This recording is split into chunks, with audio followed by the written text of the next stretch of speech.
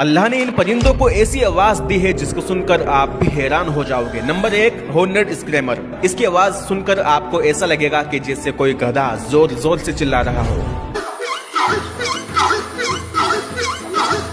Number 2, black coloured starling. इस परिंदे की आवाज ऐसी है जैसे कोई छोटा बच्चा जोर जोर से रो रहा हो।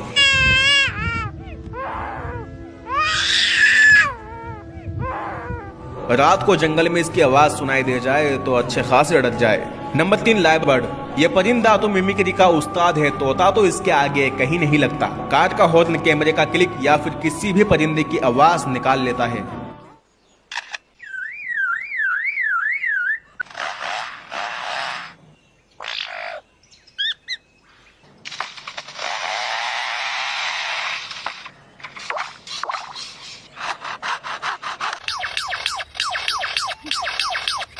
Number 4, Australian bustard. इस परिंदे की आवाज इतनी भारी है कि जैसे लगता है कि कोई शेर दहाड़ रहा हो।